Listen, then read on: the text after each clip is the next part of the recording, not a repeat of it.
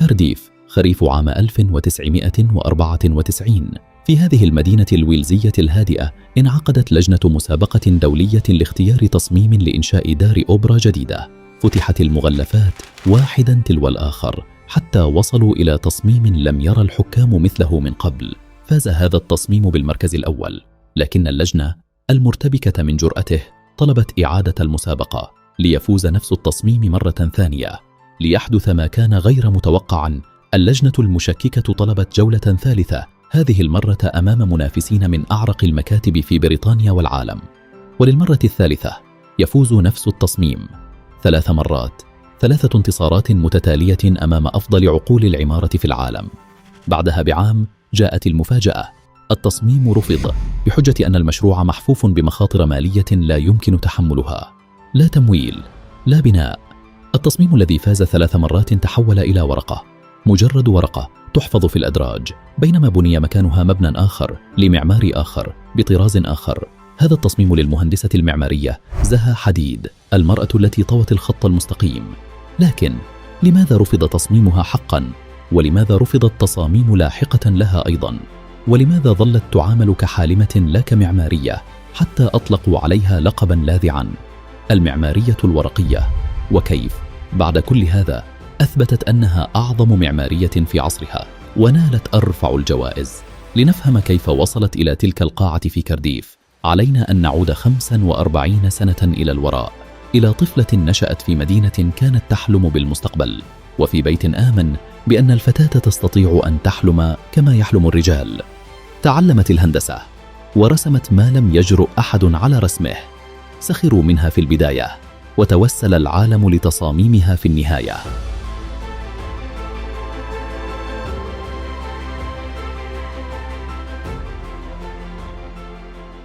في 31 من أكتوبر عام 1950 ولدت زها محمد حديد في بغداد. لم تكن مدينة عادية في ذلك الزمن، كانت بغداد عاصمة تتنفس الأمل، تتأرجح بين عراقة تمتد إلى سومر وبابل، وحداثة قادمة من الغرب تطرق أبوابها. ولدت في بيت لم يكن كأي بيت. كان والدها محمد الحاج حسين حديد من أبرز رجال العراق، صناعي ثري وسياسي تنويري، أحد مؤسسي حركة الأهالي اليسارية، ثم نائب رئيس الحزب الوطني الديمقراطي لاحقا. رجل آمن أن المستقبل يبنى بالعقل والتعليم، لا بالخوف والتقليد.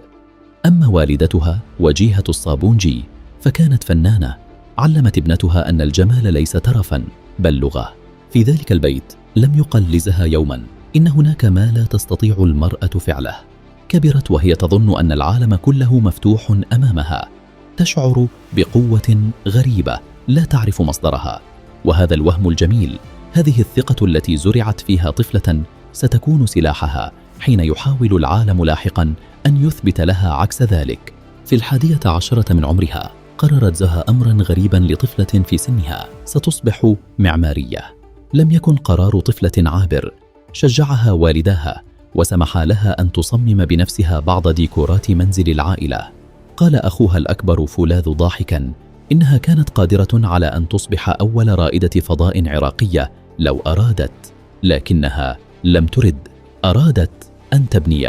ثم جاءت اللحظة التي ستشكل حياتها كلها. كانت مراهقة حين أخذها والدها في رحلة إلى الجنوب، إلى أرض سومر، مهد أقدم حضارات الأرض. ركبوا قاربا مصنوعا من القصب وتوغلوا في أهوار العراق، وهناك بين الماء والقصب والطيور رأت زها شيئا لن يفارقها أبدا. رأت كيف ينصهر كل شيء في كل شيء، الرمل يصبح ماء، والماء يصبح قصبا، والقصب يصبح بيتا، والبيت يصبح جزءا من الطير المحلق فوقه. لا حدود، لا زوايا، لا فواصل، كل شيء ينساب في كل شيء. ستقول بعد عقود: هذا الجمال لم يغادرني قط.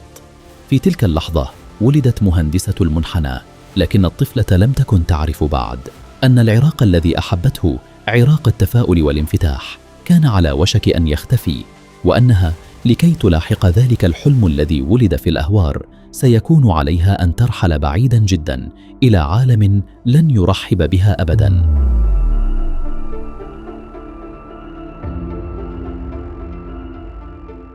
عام 1968 حين كانت في 17 من عمرها غادرت زها العراق أولاً إلى بيروت، تلك المدينة التي كانت آنذاك باريس الشرق، وهناك فاجأت الجميع.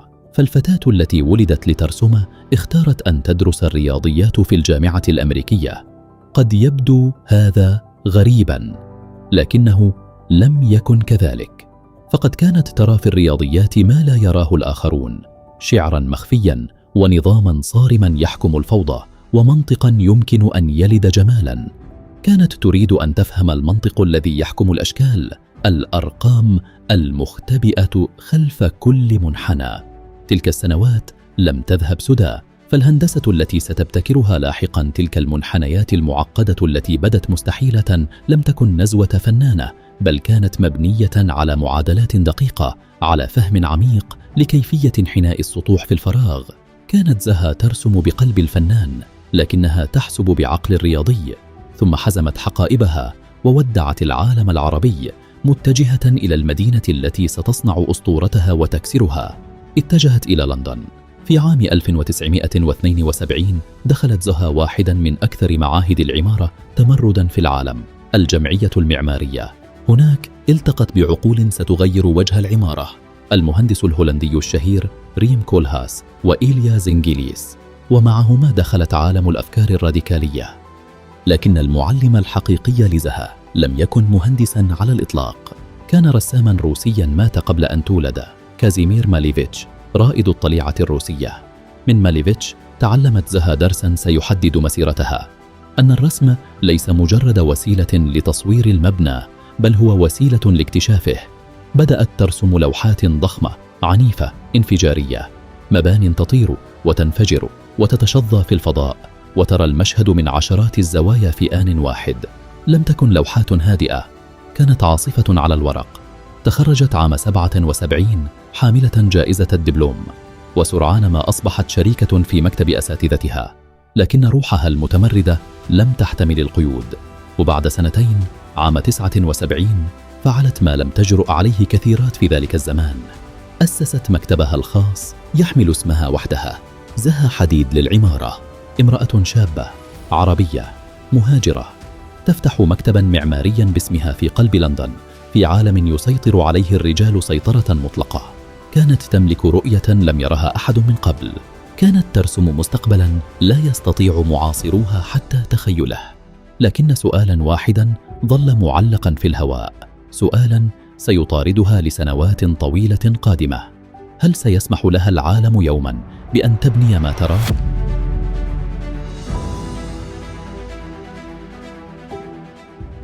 جاءت الفرصة عام 1983. أعلنت مسابقة معمارية عالمية لتصميم منتجع ترفيهي فاخر فوق تلال هونغ كونغ اسمه القمة. تنافس عليه نخبة من أبرز معماريي العالم، وحين فتحت المضاريف كان الاسم الفائز صادما للجميع: زها حديد. تصميمها كان كأنه هبط من كوكب آخر، طبقات حجرية حادة تطفو في الهواء، كأن التل نفسه قد انفجر ثم تجمد في لحظة سقوطه. لم يرى العالم شيئا كهذا من قبل. بين عشية وضحاها صار اسم زها حديد على كل لسان، ثم لم يحدث شيء. لم يبنى القمة، انهارت الصفقة، وبقي التصميم العبقري مجرد لوحة جميلة تعلق في المتاحف كقطعة فنية.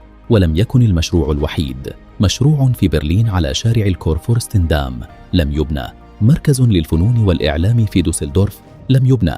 واحد تلو الآخر كانت رؤى زها تفوز بالإعجاب ثم تموت على الورق. وهنا ولد اللقب الذي سيلاحقها كاللعنة: المعمارية الورقية. كان النقاد يقولونها بابتسامة ساخرة: مهندسة الورق، المرأة التي ترسم أحلاما لا تبنى. تصاميمها كانوا يهمسون أجمل من أن تكون حقيقية، وأكثر جنونا من أن تقف على الأرض. حتى أن متاحف كبرى كانت تعرض لوحاتها كأعمال فنية لا كمشاريع معمارية. وكان هذا في عرف العمارة إهانة مغلفة بالإطراء. كانت تملك في رأسها مدنا كاملة تراها بوضوح تام، وتعرف في أعماقها أنها ممكنة، بينما ينظر إليها العالم كحالمة لطيفة لن تنجز شيئا أبدا. كان بإمكان أي شخص آخر أن يستسلم، لكن زها رفضت. قالت جملة ستصبح شعار حياتها: الاضطرار إلى القتال بشراسة هو ما جعلني مهندسة أفضل.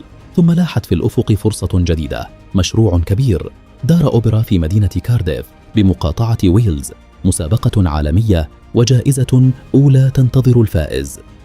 كانت زها تعلم في قلبها أن هذه قد تكون اللحظة التي تغير كل شيء، اللحظة التي تثبت فيها للعالم أنها ليست مهندسة ورق. لم تكن تعلم أن كارديف لن تكون انتصارها، بل أعمق جرح في حياتها كلها.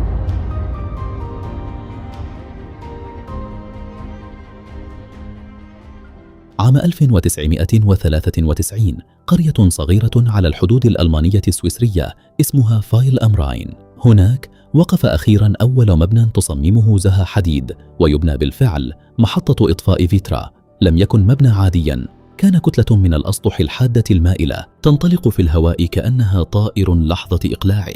لأول مرة رأى الناس خطوط زها لا على ورق بل في الإسمنت والفولاذ. لأول مرة أمكن لمس الحلم.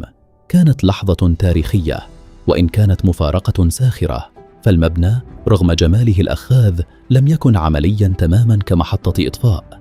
فانتقل رجال الإطفاء منه لاحقا، وتحول المبنى إلى متحف للكراسي. حتى في انتصاراتها كانت زها ترفض أن تكون عادية، لكن فيترا كانت مبنى صغيرا، محطة إطفاء لا أكثر. وزها كانت تحلم بشيء أكبر بكثير، مبنى يحمل اسمها في قلب مدينة كاملة يراه العالم كله. وبعد سنة واحدة فقط بدا أن هذا الحلم الأكبر على وشك أن يتحقق.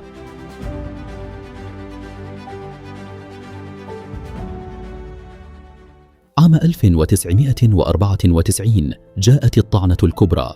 فازت زها حديد بمسابقة تصميم دار الأوبرا في خليج كارديف في ويلز، الجائزة الأولى بلا منازع. كان يجب أن تكون تلك نهاية القصة، تفوزين فتبنين، هكذا تسير الأمور. وكانت قد أثبتت للتو مع فيترا أن أحلامها تقف على الأرض، لكن ليس مع زها. فجأة بدأت العراقيل، طلب منها أن تعيد التنافس على مشروعها الذي ربحته. مرة ثم مرة أخرى تعالت أصوات المعارضة، خاصة من بعض سياسيي كارديف الذين لم يريدوا عمارة نخبوية كهذه في مدينتهم. وفي النهاية أجهزت اللجنة المسؤولة على المشروع، ألغي كل شيء، ومنح التصميم في النهاية لمهندسين آخرين. امرأة فازت بالجائزة الأولى، ثم انتزع المشروع من بين يديها. كان الجرح عميقا، ليس فقط لأنها خسرت، بل لأنها عرفت في أعماقها لماذا خسرت. لخصت الأمر بكلمات موجعة في صراحتها: عملي ليس داخل الصندوق المقبول، ربما لأنني امرأة وأيضا عربية. كان هناك تحيز مسبق تجاه هذه الأشياء. وفي لحظة صدق نادرة وصفت مأزقها كله بصورة لا تنسى. قالت إنها سيف ذو حدين، اللحظة التي يقبل فيها كوني امرأة تصبح عروبتي هي المشكلة. لم يكن العالم يحتملها امرأة وعربية في آن واحد، كان عليه أن يرفض شيئا منها. ومع ذلك لم تستجد التعاطف، لم تغير أسلوبها لترضيهم، واصلت طريقها بلا تنازل، كأنها تقول للعالم: ارفضوا ما تريدون فلن أغير. لكن الحقيقة المرة ظلت قائمة. كانت زها حديد لا تزال في نظر العالم معمارية عظيمة لم تبن سوى محطة إطفاء صغيرة في قرية ألمانية لا يعرفها أحد. حلمها الحقيقي مبنى يقف شامخا في قلب مدينة يراه العالم كله ظل بعيد المنال. كان العالم قد أصدر حكمه: مستحيلة، أحلامها الكبرى لا تبنى. والسؤال: هل سيأتي يوم تصمت فيه كل تلك الأصوات؟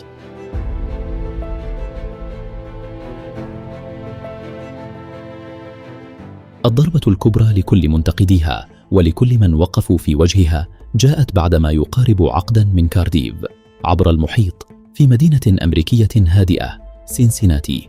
هناك عام 2003 اكتمل بناء مركز روزنتال للفنون المعاصرة، مبنى يدخله الشارع نفسه، يتسلق جدرانه الداخلية، يلتف وينحني كأن المدينة قد دخلت إلى داخل المبنى. كان عملا يكسر كل القواعد. وفي اللحظة التي وقف فيها مركز سينسيناتي على الأرض حدث شيء عظيم.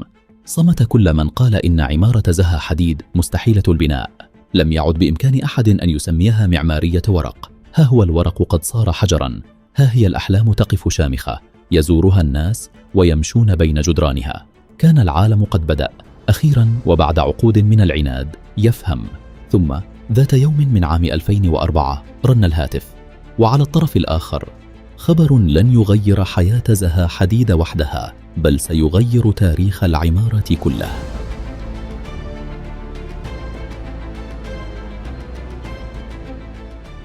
عام 2004 جاء الاعتراف الأعظم، جائزة بريتزكر. في عالم العمارة لا توجد جائزة أرفع، إنها بمثابة جائزة نوبل للمهندسين، ومنذ تأسيسها قبل 26 عاما لم تفز بها امرأة واحدة أبدا. كان النادي مغلقا رجاليا بالكامل. في عام 2004 تحطم ذلك السقف. أصبحت زها حديد أول امرأة في التاريخ تفوز بجائزة بريتزكر، وأول عربية كذلك، من فتاة يسخر منها النقاد ويصفون تصاميمها بالمستحيلة، إلى المرأة التي تعتلي أعلى منبر في تاريخ العمارة. عرفت اللجنة نفسها قيمة هذه اللحظة. قال رئيس لجنة التحكيم اللورد روتشيلد في كلمة التكريم في الوقت نفسه الذي واصلت فيه عملها النظري والأكاديمي كمعمارية ممارسة، التزمت زها حديد بلا تردد بالحداثة. كانت دائما مبتكرة، وابتعدت عن الأنماط التقليدية وعن العمارة عالية التقنية، وغيرت هندسة المباني. ابتعدت عن كل ما هو تقليدي ومتوقع. يا له من وصف مخفف ل20 عاما من الرفض والإقصاء والجراح. لكن زها الوفية لطبعها لم تستسلم لنشوة الانتصار. لم تنظر إلى الخلف، كانت ترفع سقف طموحها أعلى دائما. كانت قد فازت بالاعتراف، لكنها كانت على وشك خوض معركة جديدة تماما، معركة ليست ضد النقاد أو السياسيين، بل ضد قوانين الفيزياء نفسها. فقد كانت في رأسها مبان أكثر جنونا مما رسمت يوما، مبان تنساب كالنهر بلا زاوية واحدة مستقيمة. وكان عليها أن تخترع طريقة جديدة تماما، ليس فقط لبناء المستحيل بل لحسابه أولا.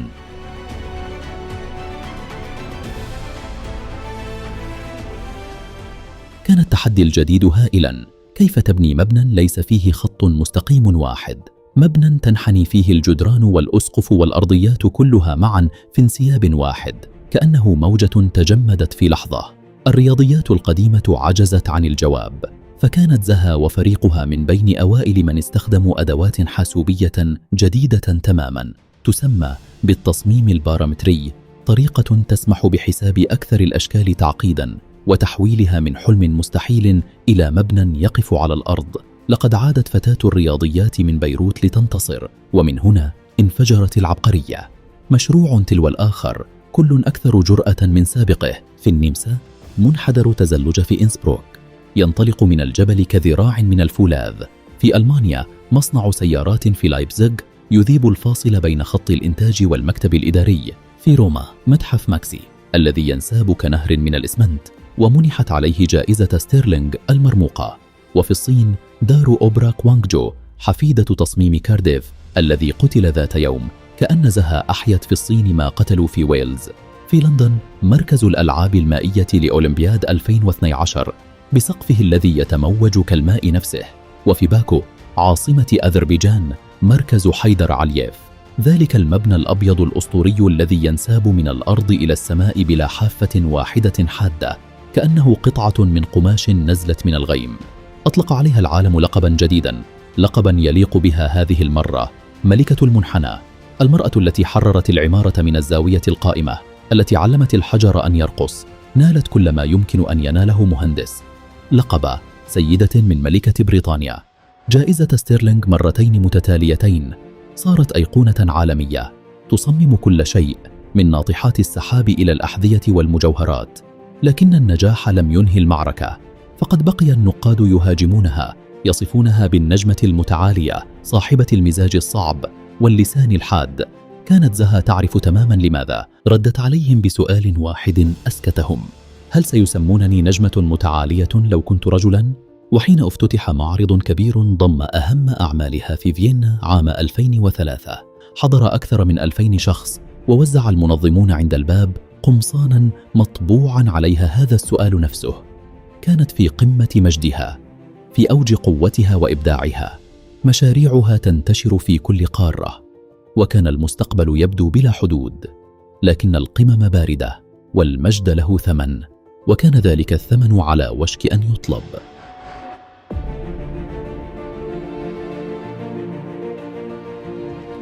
في حياتها الخاصة لم تتزوج زها قط، ولم يكن لها أطفال. كرست كل ساعة من وقتها وكل ذرة من طاقتها للعمل. كانت تقول إن مكتبها هو بيتها الحقيقي، وكان ذلك صحيحا إلى حد مؤلم.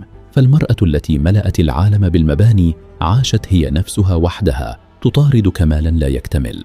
في 31 من مارس عام 2016 كانت زها في ميامي تتلقى علاجا من التهاب في الشعب الهوائية. لم يكن أحد يتوقع شيئا خطيرا، ثم فجأة توقف قلبها. رحلت زها حديد عن عالمنا وهي في 65 من عمرها، في ذروة عطائها. لم تكن قد قالت كلمتها الأخيرة بعد. كانت عشرات المشاريع لا تزال على طاولتها، ومباني كثيرة لم تكن قد انتهت منها بعد. ماتت وهي تركض، لا وهي تستريح. اهتز عالم العمارة، فقد المعماريون قائدة، وفقدت النساء رمزا، وفقد العالم العربي واحدة من أعظم من أنجبتهم حضارته في العصر الحديث. أقيم لها قداس تأبين في مسجد لندن المركزي في حديقة ريجنت. اجتمع كبار مهندسي العالم ليلقوا التحية الأخيرة. الفتاة العربية التي قال لها العالم ذات يوم لا، ودعها العالم كله بالاحترام. قبل وفاتها بأسابيع قليلة كانت قد نالت أخيرا أعرق وسام معماري في بريطانيا، الميدالية الذهبية الملكية، لتصبح بذلك أول امرأة تنالها باسمها وحدها عن جدارة لا جدال فيها. كأن القدر أراد أن يضع التاج على رأسها قبل أن يطفئ نورها.